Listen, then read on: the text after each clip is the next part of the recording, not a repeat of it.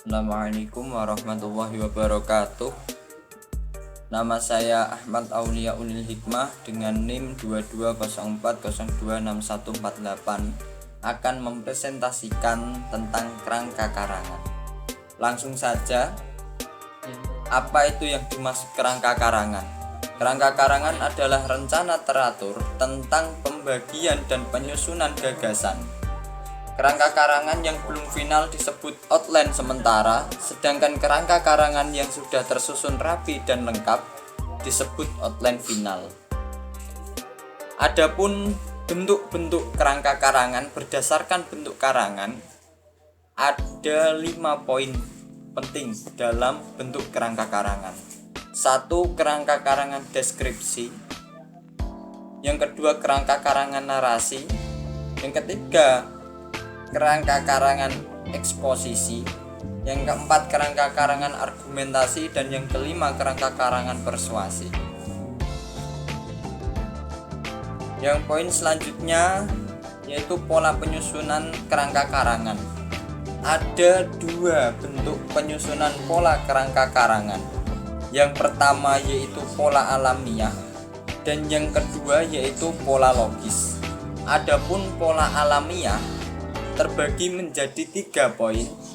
Yang pertama yaitu urutan waktu dan urutan kronologis. Yang kedua urutan ruang atau spasial.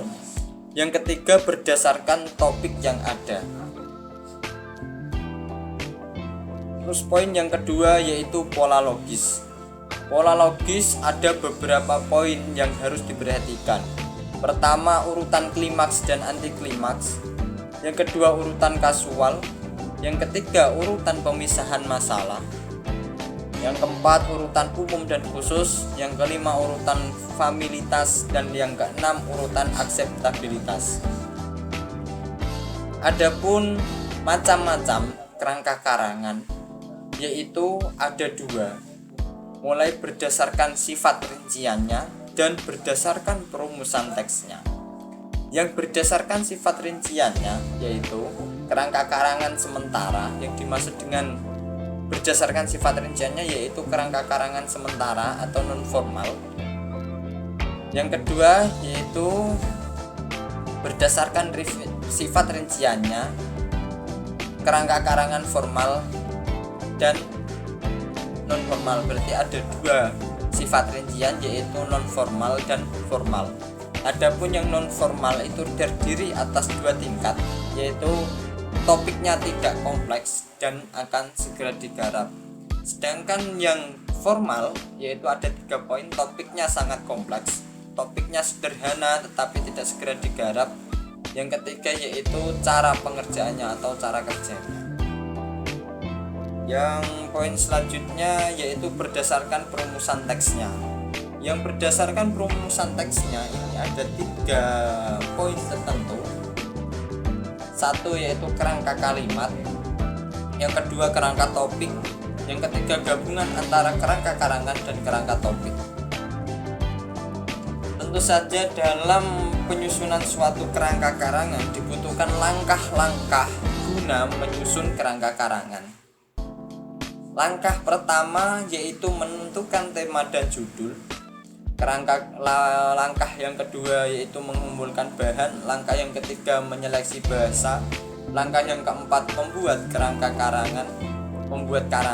Langkah yang kelima mengembangkan kerangka karangan.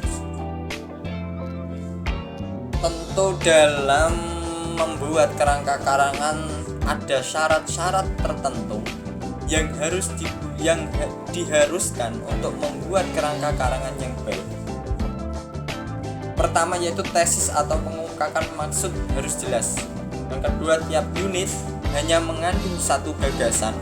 Yang ketiga, pokok-pokok dalam kerangka karangan harus disusun secara logis. Jadi tidak boleh asal-asalan, tidak boleh secara non logis, harus secara logis.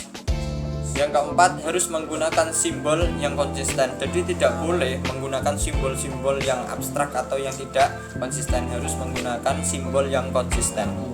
Yang keenam, fungsi dan peran kerangka karangan. Adapun kerangka karangan disusun itu harus memiliki fungsi dan peran tersendiri.